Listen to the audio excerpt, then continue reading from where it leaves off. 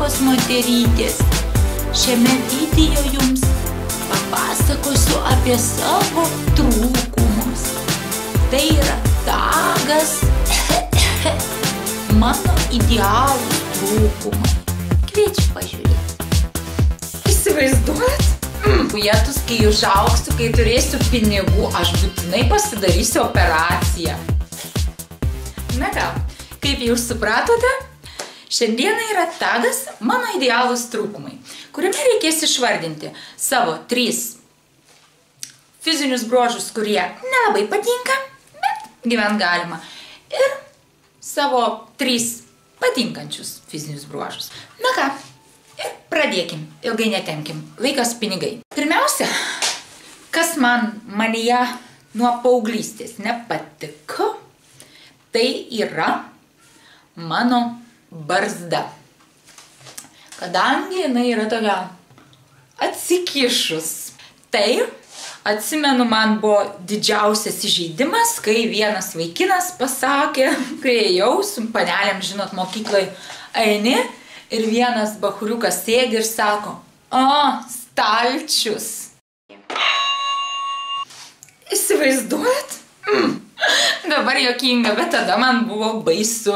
Galvoju, jetus, ką čia daryti, kaip sumažinti savo barzdylą. O dar kita tokia pravardė, kurią net pati, kada jau iš savęs juokiuosi, tai pasakydavau, bet čia irgi tik paauglystėje, dabar kažkaip tai nekreipiu visai dėmesio, net pamiršau tą savo barzdą.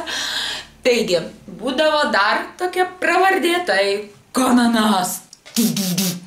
Po keturkampė ta mano barzda plati čia. Žodžiu, Konanas. Buvo ir stalčius, ir Konanas. Kitas irgi paauglystėj buvo baisiausias mano nemylimas dalykas ant veido, tai mano nosis. Tokia bulbiška, didelė, ta mano nosis, visada galvoju, jetus, kai užaugsiu, kai turėsiu pinigų, aš būtinai pasidarysiu operaciją. Bet kai prisižiūrėjau po tų ten operacijų visokių Michaelo Jacksono ir taip toliau, sakau, geriau būsiu tu su ta savo bulba. Ne, jeigu pakeičiau, jau būčiau ne, aš manau. Man turi būti, nes jeigu jau barzda ilga, tai turi būti ir nosis ilga. Kaip čia kitaip dabar bus nosis tik viena. Tai va, mano šita raganiška, bulbiška nosis, gal už tai man tai patinka raganos, man tai patinka pasakos apie raganas, gal už tai aš kolekcionuoju raganas, nes tai jų nosis, Tai štai, mano raganiška nosis, dabar jau gerai, irgi nepergyvenu, bet paauglystėje tai buvo katastrofa. Trečias dalykas, ko nemylėjau pas save, tai buvo mano nagai. Vat kai dabar laukiausi, mano vėl nagai buvo atsigavę, vėl ilgi, gerai augo. Galėjau juos dažyti, tik tai nusikerpu ir vėl jie ilgi, labai buvo super, bet dabar žiūriu vėl nusilpę. Ir vat su nagais man visada problemos. Tai anksčiau ir dabar, bet ypač anksčiau stengdavausi jų nelakuoti ir galvodavau, kadangi bus nelakuoti, niekas į juos netkreips dėmesio. Nes vis tik paaugo, tik bandau paauginti, ten čikšt, vienas nulūžta. Ir va taip, karočią, lūždavo jie ir dabar lūžinėja. Tai dažniausiai stengiuosi nelakuoti, kad niekas netkreiptų dėmesį į juos. Na, iš tų mėgiamų dalykų. Tai pirmiausia, žinoma, ką visada mylėdavau pas save, tai buvo mano akys. Taip, jos buvo ir minusas, nes blogai mačiau nuo vaikystės. Bet būdavo man pliusas, kad jos būdavo didelės, išraiškingos ir prie mano visų ilgų barzdų ir didelių nosių jos labai tiko, nes neįsivaizduoju, kaip būčiau atrodžiusi, jeigu dar būtų akis mažytės. Tai va, akis didelės, tai nemaišo ir nosis, ir barzda didelė. O, vėl mano mažiukas verkia. Na, taigi, savo akis visada mylėjau, man jos buvo pas mano mamą tokios, pas mano močiutę, pas mane, man jos buvo, dar teta, man jos labai gražios ir myliu savo akis. Nesvarbu, kad jos blogai mato. Toliau kitas, ko paauglystėje labai nekenčiau, bet dabar supratau, kad tai buvo pliusas. Ir dabar vėl bandau atsiauginti, tai yra savo antakius.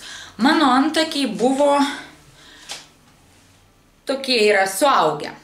Per nosį čia platus antakiai. Ir aš jų nekenčiu, nes juos reikia pešiot visada. Jie visą auga, pas kitas pažiūriu, o gražus, pas mane to neišeina, nes labai daug jų.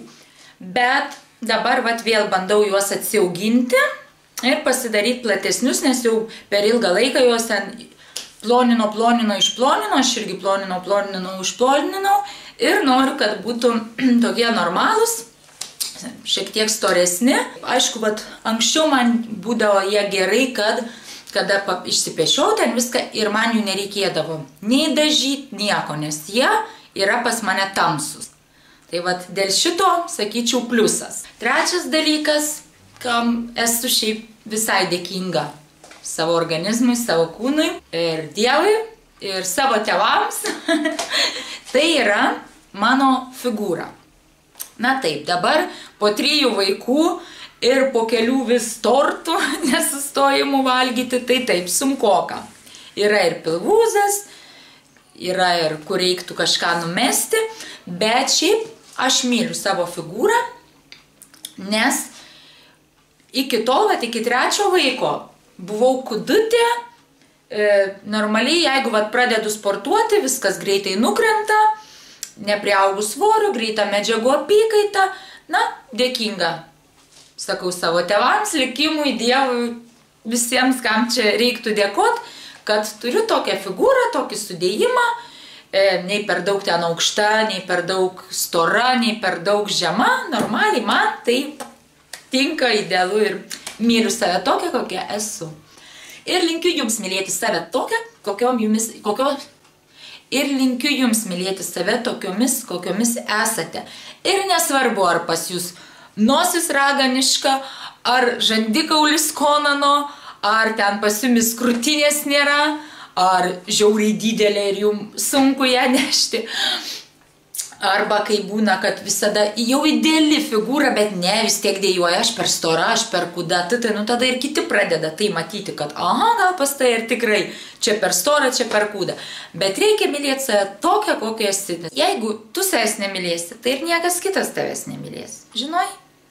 Taigi, pasistengiam save mylėti tokios, kokios esame, numokim rankas į ten visokius, oi, noriu būti kudesnė, noriu būti storesnė, reikia save mylėti čia ir dabar ir būti laimingi.